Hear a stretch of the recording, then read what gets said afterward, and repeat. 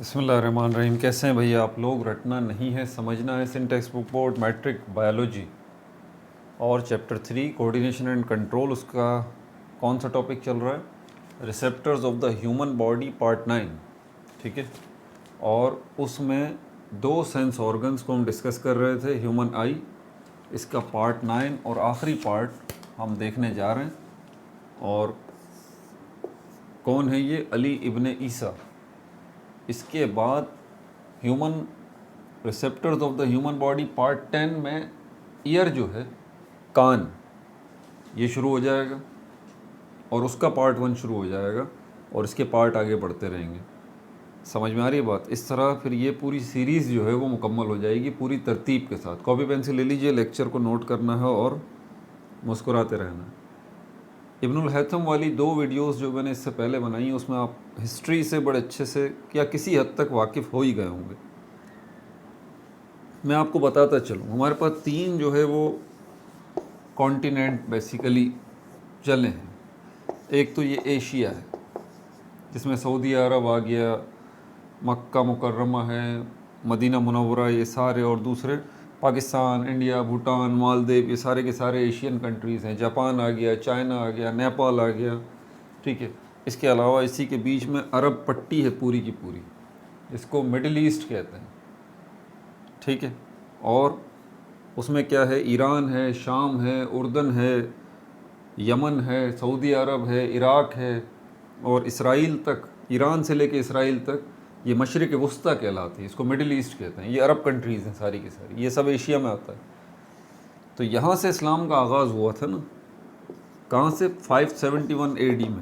Marker नया है थोड़ा सा, इसलिए हल्का सा आपको लाइट नज़र आ रहा होगा, लेकिन साथ साथ मैं बताता रहूँगा। आप सल्लल्लाहु अलैहि वसल्लम की हयात तैयबा का दौर है, जब आप सल्लल्लाहु अलैहि वसल्लम दुनिया में तशरीफ़ लाए। पिछली वीडियोज़ में हम डिस्कस कर चुके। इससे आगे ऑनवर्ड सिस्टम चला था। ये 600 AD आया था, 700 AD, 800 AD, 900, 1000 AD, 1500 AD और 2021 AD, जो कि ये हमारा साल है। एशिया और अफ्रीका, इन 2 कॉन्टिनेंट में मुसलमानों ने बहुत तेज़ी के साथ फतूहात की और तकरीबन इन 2 कॉन्टिनेंट्स में मुस्लिम कंट्रीज़ ही मौजूद हैं ज़्यादातर। उसके बाद आ जाता है यूरोप।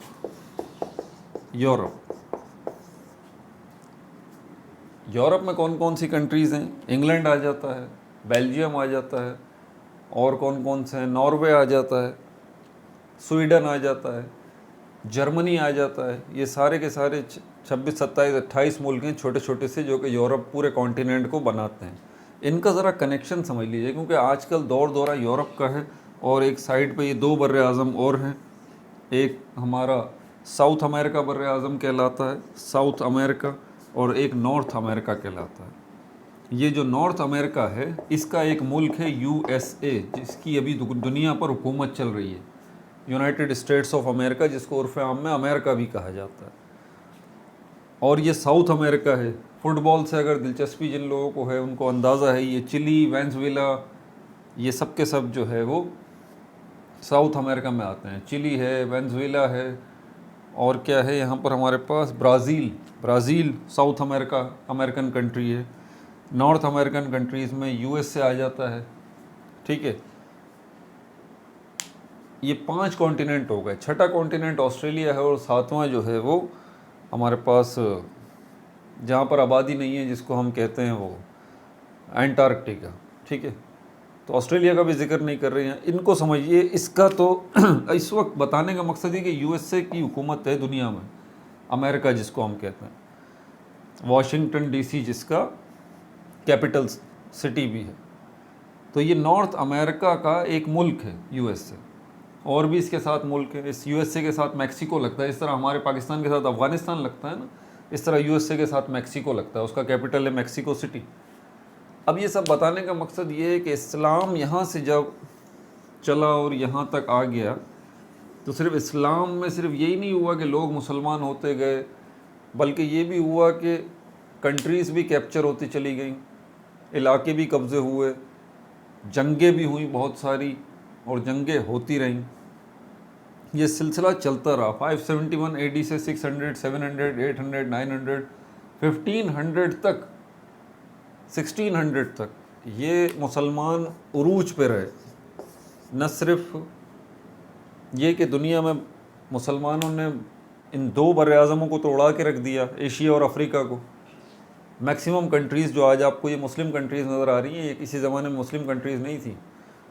अगर आपको रोमन एम्पायर याद हो, मैंने कहा था पर्शियन एम्पायर और रोमन एम्पायर, ये दो बड़ी सुपर पावर्स थी उस ज़माने में, दोनों की दोनों को उड़ा दिया मुसलमानों ने। पर्शिया या ईरान या पर्शियन पावर या फ़ारस भी जिसको कहते हैं, वो तो पूरा का पूरा ही गया। जिस तरह अगर थोड़ी सी सियासत से दिलचस्पी हो तो किसी को भी इस वक्त पता होगा कि ये रशिया जो है, रूस, ये भी एक सुपर पावर है, इसको मत भूलिएगा। ये रूस जो है, रशिया, वो और USA, ये 19-20 का फ़र्क है इनमें सिर्फ, ठीक है। तो इसी तरह उस ज़माने में जो है वो पर्शिया जो था, पर्शिया, फ़ारस, ईरान, ये थोड़ा हल्का था। रोमन एम्पायर जो था वो भारी था। ये जो थे ईरानी, ये आग की पूजा करने वाले थे, और रोमन्स जो थे वो ईसाई थे। अब अंदाज़ा कर लीजिए आप कि मुसलमानों ने इस ईरान तो चला गया, पूरा का पूरा ही कैप्चर कर लिया मुसलमानों ने। उसके जितनी कंट्रीज़ थी, कंट्रीज़ की बात कर रहा हूँ, क्योंकि पर्शियन एम्पायर जो है ना, ये एम्पायर थी, बहुत बड़ी सल्तनत थी। यानी कि मुसलमानों ने ये एक जो आपको ईरान नज़र आ रहा है ना, अभी ये छोटा सा मुल्क है, छोटा सा, यहाँ पर भी मुसलमानों की हुकूमत है।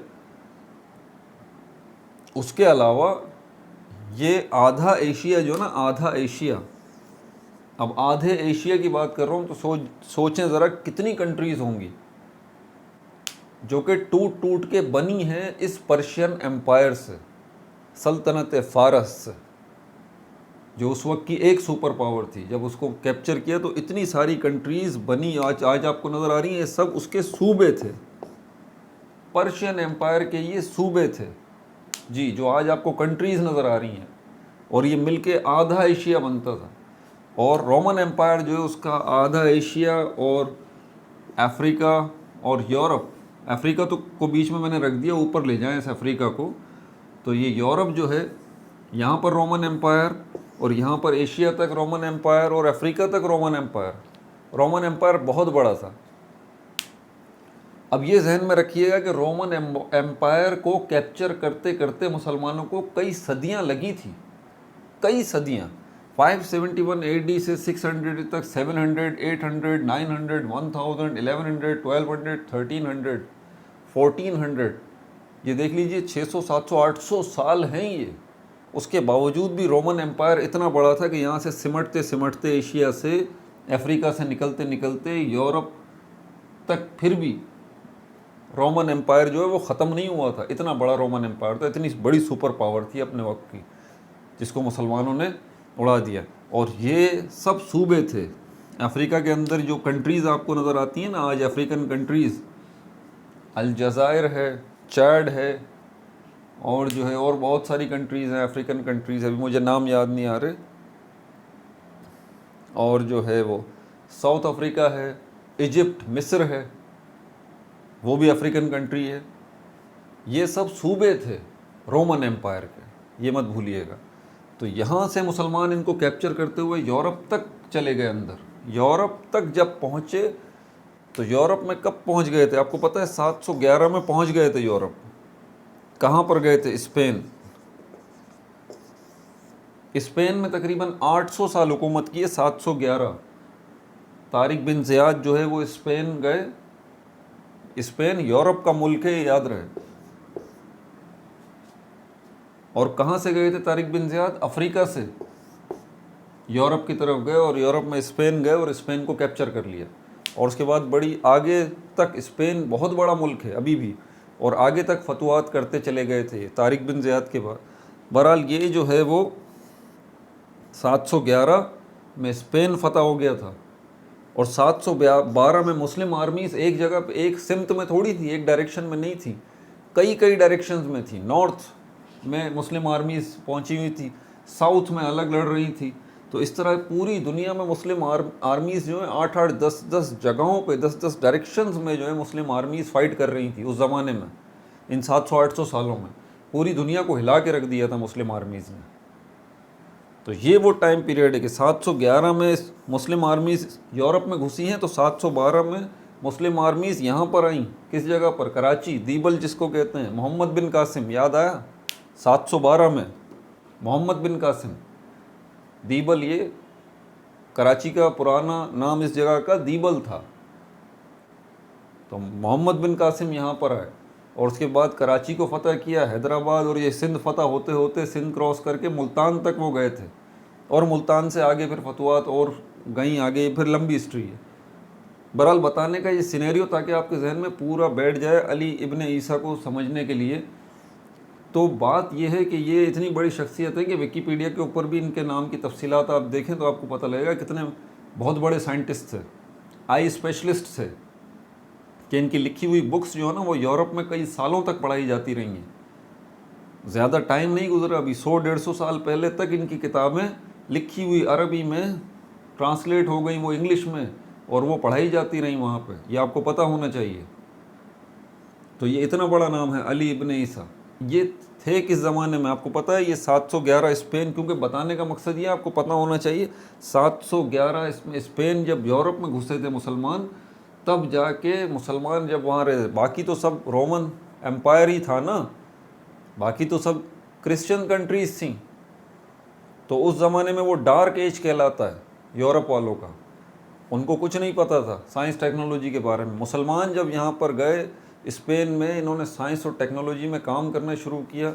इतने एडवांस थे मुस्लिम्स के वो यहाँ से लोग आके सीखते थे, साइंस सीखने के लिए आते थे मुस्लिम्स के पास, मुसलमानों के पास, मुसलमानों की यूनिवर्सिटीज़ में एडमिशन लेते थे। उस ज़माने की एक यूनिवर्सिटी अभी भी इजिप्ट काहिरा में मौजूद है। अभी उसका मुझे नाम याद नहीं आ रहा, बड़ी मशहूर यूनिवर्सिटी है काहिरा की, इजिप्ट की। इजिप्ट कायरो उसका कैपिटल है इजिप्ट का, आपको पता होना चाहिए, वहाँ पर है। उस ज़माने की यूनिवर्सिटी, 700, 800, 1000 साल हो गए उस यूनिवर्सिटी को, अभी तक मौजूद है। तो इल्म और टेक्नोलॉजी के अंदर, साइंस और टेक्नोलॉजी में मुसलमान इतने आगे थे कि इसका असर पड़ रहा था, यूरोप में पड़ रहा था। वो सीख रहे थे साइंस और टेक्नोलॉजी कि मुसलमान ये क्या कर रहे हैं। आज जो आप हैरान होते हैं ना यूरोप को देख के, साइंस और टेक्नोलॉजी, तो ये यूरोप जो साइंस और टेक्नोलॉजी में इतना आगे गया हुआ है, और ये जो अमेरिका ये इतना साइंस और टेक्नोलॉजी में आगे गया हुआ है, इसकी बुनियादें मुसलमानों ने उठाई हैं सारी की सारी। आपको पता होना चाहिए ये बात। बहुत बड़े बड़े साइंटिस्ट गुजरे हैं, ऐसे ऐसे साइंटिस्ट गुजरे हैं जिनका तो तारीख़ में गुम हो गए, वो उनका तो अभी नाम भी नहीं पता किसी को। और उनकी लिखी हुई किताबें पता नहीं कितने, उनके फार्मूलाज, थ्योरीज, लॉज जो उन्होंने दिए, इन्वेंशंस जो इजादात उन्होंने की, किसी को पता ही नहीं है। हम तो गुम हो गए ना हिस्ट्री के अंदर। और जिसका सिक्का चलता है, अब ये यूएसए है, यूरोप है, ये आपको कुछ भी दिखा देंगे, आप तो उस पर ईमान लेके आ जाएंगे। वो दिखा देंगे ये इन्वेंशन हमारी थी, हमारे आबा व अजदाद ने इतना काम किया था। तो बड़ा जुल्म करते हैं ये हिस्ट्री के अंदर, बहुत ज़्यादा। आप साइंस की हिस्ट्री उठाएंगे ना, तो इसमें पूरे ये 1000-1200 सालों का जो 1200 साल का मुसलमानों का जो इल्मी विरसा है ना, जो साइंस और टेक्नोलॉजी में इन्होंने इतनी एडवांसमेंट की थी, वो सब इन्होंने गुम कर दी। आप देखें ज़रा हिस्ट्री। अब ये यूरोप वाले अगर बताते भी हैं ना, तो वो बीच में मुस्लिम पीरियड को गायब कर देते हैं कि नहीं, हमें तो ख्वाब में आके सारी चीज़ें, साइंस और टेक्नोलॉजी हमें आ गई थी। ऐसी बात नहीं है, आपको कुछ भी नहीं पता था। ठीक है, ये मुसलमान जब यूरोप में पहुँचे थे, स्पेन में 800 साल हुकूमत की थी, तब जाके आपको पता लगा था साइंस और टेक्नोलॉजी ये चीज़ होती है। ये उसी दौर के साइंटिस्ट हैं सारे के सारे जो आप सुनते रहते हैं। आज तो मुसलमान सो रहे हैं ना, 500 साल हो गए, हम लोगों ने तो पैम्पर भी नहीं बनाया, बस सो रहे हैं। बहरहाल, तो ये टाइम पीरियड ज़रा समझ लीजिएगा। तो ये जो अली इब्ने ईसा थे, ये किस टाइम के थे? ये थे हमारे पास 1020 के लगभग का टाइम पीरियड था जी। 1010 या 1020 का टाइम पीरियड था। 1010 का मेरे ख्याल में टाइम पीरियड था। ये इस वक्त थे अली इब्ने ईसा, और इतने बड़े आई स्पेशलिस्ट थे कि आपकी सोच होगी, इतने बड़े आई स्पेशलिस्ट। और इन्होंने 100 से ज़्यादा बीमारियों के बारे में बताया था, आँखों की बीमारियों के बारे में। और इनकी किताब जो है वो एक तो बहुत ही ज़्यादा मशहूर थी, वैसे तो बहुत सारी किताबें लिखी, बहरहाल इसको मिटा दूँ। तो ये सारी चीज़ें भी आपको पता होना चाहिए, ये आपके इल्म का हिस्सा है। आपके अजदाद जो हैं, आपके फोर फादर्स जो हैं, आपके एंसेस्टर्स जो हैं, वो क्या कुछ कर गए और आप क्या कर रहे हैं, याद कर रहे हैं, बस सिर्फ याद कर रहे हैं, याद कर रहे हैं, याद कर रहे हैं, ताकि मार्क्स मिल जाए। आपको एक सिस्टम में लपेट दिया है और उसमें आप चलते चले जा रहे हैं, आपको कुछ भी नहीं पता आगे हो क्या रहा है। और वो आपको एक सिस्टम में उलझा के उन्होंने आपको रट्टा सिस्टम दे दिया, ये क्रैमिंग सिस्टम, और आप इसमें लगे पड़े हैं, आपको पता ही नहीं है कि वो कहाँ से कहाँ जा रहे हैं, आपको इस सिलसिले में उलझा के। बहरहाल तो इनके हवाले से जो मालूमात है ये भी मैं लिख देता हूँ। अली इब्न ईसा अल-कहाल जो है इनका टाइटल था। अल-कहाल ऑक्यूलिस्ट को कहा जाता है। ये क्या थे? ऑफ्थेल्मोलॉजिस्ट थे। ऑफ्थेल्मोलॉजिस्ट थे। ऑफ्थेल्मोलॉजिस्ट किनको कहा जाता है भाई? ऑफ्थेल्मोलॉजिस्ट जो है branch of medicine and surgery of I, branch of medicine, branch of medicine and surgery. Surgery चीरा फाड़ी मतलब जिस्मानी आज़ा को काटने पीटने का करने वाला काम, ऑपरेशन करने वाला काम, वो सर्जरी कहलाता है। मेडिसिन दवाओं से आपका इलाज दो तरह से होता है, या तो आपको दवाएं दी जाती हैं या फिर आपके जिस्म को काटा जाता है और अंदर से वो स्पेसिफिक एरिया जो कि इन्फेक्टेड हो गया उसका इलाज किया जाता है। ऑफ्थेल्मोलॉजिस्ट क्या थे? डायग्नोसिस एंड ट्रीटमेंट ऑफ आई। इसका टू द पॉइंट है डायग्नोसिस, पता चलाना, diagnosis and treatment. And treatment मतलब इलाज, पता चलाना किसका और इलाज करना किसका? आई डिजीज़, आँखों की बीमारियों का पता चलाना, आँखों की बीमारियों का पता चलाने वाला और उसका इलाज करने वाला, उसको ऑफ्थेल्मोलॉजिस्ट कहा जाता है। समझ में आ गई बात? तो ये बहुत बड़े ऑफ्थेल्मोलॉजिस्ट थे, ठीक है। और इन्होंने जो बुक लिखी थी उसका भी नाम लिख देता हूँ मैं यहाँ पर, मिटा दूँ इसे।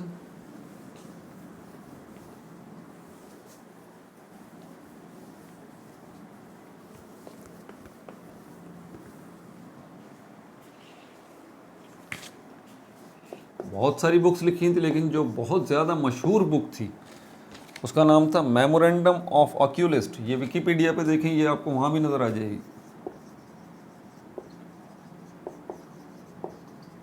Memorandum of oculist. ऑक्यूलिस्ट जो है वो आँख के माहिर को क्या कहा जाता है? ऑक्यूलिस्ट, ठीक है। मेमोरेंडम ऑफ ऑक्यूलिस्ट, इसमें इस बुक के अंदर मेमोरेंडम ऑफ ऑक्यूलिस्ट में इन्होंने डिस्क्राइब की थी, तफसील बताई थी। इसकी तफसील बताई थी, describe more than 100 eye disease, 100 से ज़्यादा आँख की बीमारियों के बारे में बताया था। अब ज़रा सोचिए, आपको तो पता भी नहीं होगा आँख की बीमारियाँ 1 2 3 ख़त्म हो गई कहानी। उस ज़माने में कोई शख्स आँख की बीमारियाँ 100 से ज़्यादा बता रहा है आपको। Describe more than 100 eye disease, ना सिर्फ उनके बारे में बताया कि ये बीमारियां हैं एंड ट्रीटमेंट, बल्कि उनका इलाज भी बताया। यानी कि अपने वक्त के आइस के अथॉरिटी शख्सियत अली इब्न ईसा थे, ठीक है भाई। ये इनके हवाले से तफसीलात थी। बहरहाल आपको अपनी हिस्ट्री पढ़नी चाहिए, आपको पता चले आप क्या थे और बदकिस्मती से आप क्या हो गए। अपना बहुत ज़्यादा ख्याल रखिएगा। हमारे पास आई की सीरीज़ ख़त्म हो चुकी है, अब ईयर की तरफ चलेंगे और ह्यूमन बॉडी पार्ट 10, उसमें ईयर को देखेंगे, ईयर पार्ट 1 के अंदर। अपना बहुत ज़्यादा ख्याल रखिएगा। No like no subscribe, only share.